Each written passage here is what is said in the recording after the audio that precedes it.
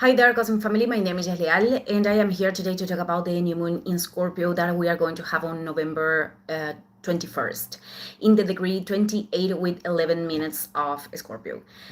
So people that have planets close to this mathematical degree in every fixed sign, Aquarius, Scorpio, Leo, Taurus, they are going to feel it with more strength.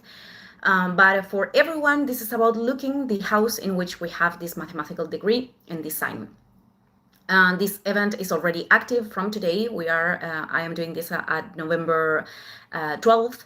And well, one of the qualities of this lunation it is that sun and moon, every new moon implies a union of the sun and the moon, but they are in conjunction with Mercury retrograde in Scorpio in the same mathematical degree because that day is perfected the conjunction between the Sun and Mercury retrograde. This is the middle point of the retrogradation that offers us a revelation to turn aware, assimilating something regarding this point and this house of our natal chart and regarding what we have experimented from the end of October until this point.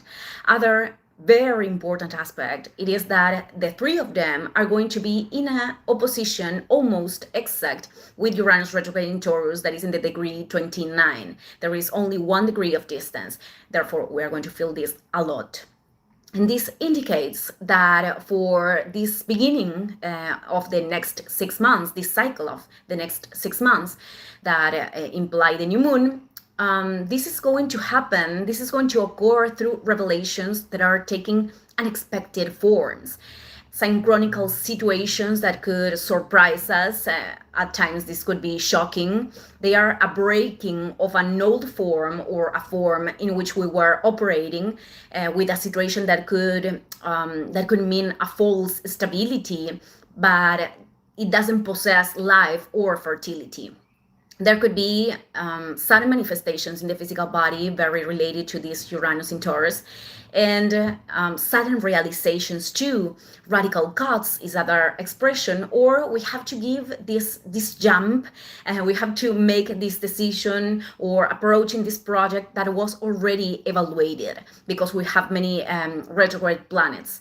The energy of Scorpio represents the processes of death, transformation, and reborn, present in every natural cycle of the cosmos, but many times because we don't understand the function of those processes, we resist them. We don't want to go through them because there is fear to let go of what we were, what we know. Scorpio represents the taboo and the hidden things, because there is this tendency, this human tendency to reject its phases. Many of them imply to deal with aspects that are in us and that we don't like, that are difficult to recognize. We have to connect perhaps with dense emotions or states that are uncomfortable. We have to face the void and go through it to connect with light and to bring that light into this plane to our reality. But happens that while we are transiting the void, many people could fall in this illusion that they are not going to be able to transcend the experience, and for the fear of staying in that space, that fear could bring this disconnection from the sense that everything has, and that even that is the way through which we can emerge in a new form. So people could seek in that void, but because they are allowing their emotions to trap them. So if we learn to make these cycles, to see these cycles, as something natural, and to experiment them as a necessary phase of purification, even the change of skin, it is not going to be comfortable. We are going to prove that we can again remerge in a revitalized way. I don't know if I'm inventing words, could be. In Kabbalah, there is this concept of light and dark light. Light is light with thought. This means with consciousness, with awareness. I am not referring to the thoughts of the irrational mind that many times they are responding to unconscious patterns.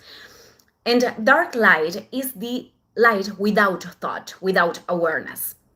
And when we are in this state of separation, we have the tendency to see everything in dualities, but both of them are coming from the same root. Scorpio could be this descent to the unconscious aspects to the underworld, as much as the transition of what was hidden to the revelation. And in that revelation, we understand that there is always something hidden to our consciousness. And for that reason, external experiences, situations, other people are a means to show us what we didn't see before and that right now we need to reveal. But what happens it is that when Scorpion energy it is experimented in this duality, in this fragmentation, we are disconnected that from everything that is, and that it is in this state of emanation. They are coming from the same place.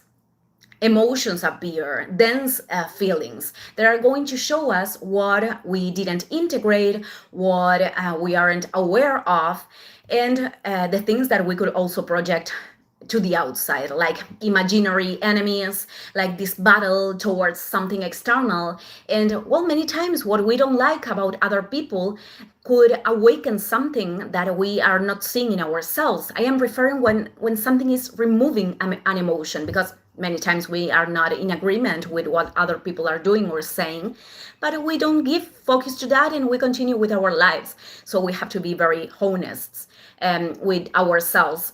For example, when envy appears, that reveals the change that we would like to generate. Perhaps there is an area of our lives that we want to change, and we are projecting that towards the situation of other person. Possessiveness, jealousy, the control, all of them, they are showing the fear of losing, wanting to retain because of our attachments and not inhabiting the growth. Anger could emerge because we are trying to force something, or because of the inner voice that we are denying. Resentment, the desires of revenge, could be linked with falling in the illusion that not forgiving and even turning back an imbalanced energy is not allowing other people causing us a damage, is not allowing the other to win, with quotation marks, not losing the power, but actually we are losing ourselves in those feelings and in actions that are not constructive.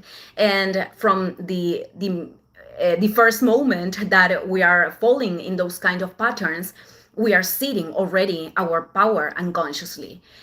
But at the same time, if we are willing to observe, if we don't deny, this could be a way of reminding to us that forgiving is to free ourselves to move forward to other experiences and possibilities that are linked with plenitude.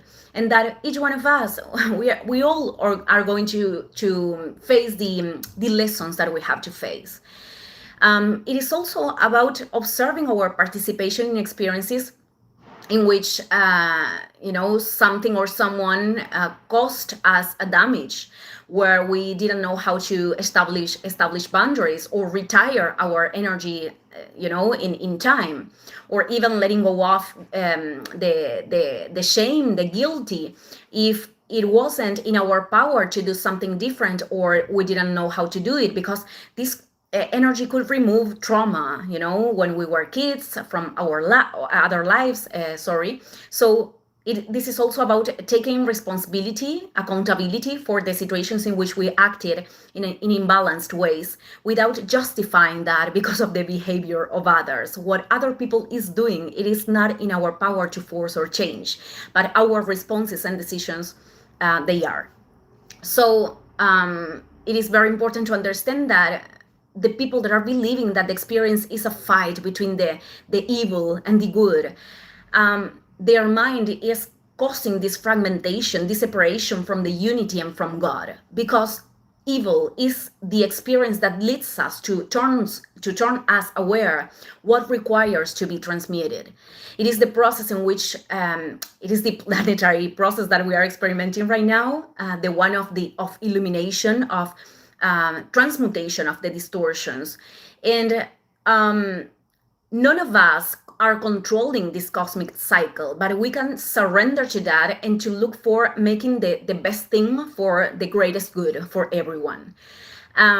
So everything that is being repressed to not deal with a change or with the death of a situation, that could be expressed in the body, because many times the symptoms in the body are pushing us to be in presence and to seek for the emotional, mental causes and the decisions that are required to heal. On the other side, something very beautiful of this event is that the sun, the moon, Mercury retrograde, they are all in Scorpio, of course, creating this grand trine of water. This is reactivated because it has been happening during the month of October, with Jupiter retrograde in Cancer, Saturn retrograde, and Neptune retrograde in Pisces. As I mentioned in other emissions, this is a figure of fluid aspects. And in the middle of this Uranian tension, this is like a great cosmic support, in the sense that we can really connect with resignification of experiences of the past, of, of the experiences that right now could be, the perceptions that right now could be something that frees us, and that allows to recognize the opportunity of healing that the present is, like not seeing the healing as something that is there, in the future. Could also this be linked with this greater fluidity to put a limit to the energy that is not in coherence with our soul, to focus that in experiences that we want to create. It could be linked with reconnecting with that dream with Neptune that brings us to life, but not in this illusory or in this mechanism of evasion that many times is expressed by Neptune, with the energy of Neptune. It is, with this creative ways of channeling our emotions or the things that we really want to create in here. It could emerge inspirations, assimilation of processes that are making us feel that even if some changes could generate fear or uncertainty, water flows, and this makes easier to feel sustained, even if we are not controlling the processes. At last, I was forgetting to say this. Uranian activations, we have been seeing this, are very aligned with terrestrial changes, like abrupt movements, disruptive climate. I don't know if I'm mentioning the word again, but this great trine could also be the union, the empathy to collaborate with each other in determined situations, as it happened in other events, to reborn all together. In mathematical degrees, even though the lunation is given in Scorpio, it is already activating the sextile with Pluto in Aquarius, which is going to be perfected when the sun moves to Sagittarius, and is an aspect that could also be expressed as one person, each person occupying their role to transform a situation, this collaboration. In its shadow aspect, this could be like manifestations, social manifestations, but from this duality that I was talking at the beginning of the video, where people are demanding a change to something external, when at this point decisions correspond to us. The last aspects that I'm going to mention today, but I'm going to expand them on the next videos, is that something very curious, because both Venus and Mars, Venus is in Scorpio and Mars in Sagittarius, both of them are making aspects with the karma nodes, the North Node in Pisces and South Node in Virgo. And we have to remember that Venus and Mars respond to the feminine and masculine polarities of desire, like the receptivity, what we want to attract, and the action that we take for our desires. And Venus in Scorpio is creating these harmonic aspects, but Mars is in a square. So when we are contacting with karma nodes, they are proposing this decision between perpetuating patterns of repetition and moving forward towards something new, of growth, but they are situations that create discomfort because they are taking us away from a familiar space. But when we talk about Venus in Scorpio, this indicates that there is a part of us that intuitively is connecting with what we need right now, to assume, to let go of, to transform, to liberate. But as much as Mars is in a square, there could be a resistance to take action, to decide, because there are difficulties to align with that we are perceiving, because there are rooted beliefs or structures of thought that are limitant, and that they are conditioning us, and we are invited to transcend that. So I'm going to close the video here. Thank you, everyone. Sorry for my English, and see you in the next one. Ciao, ciao.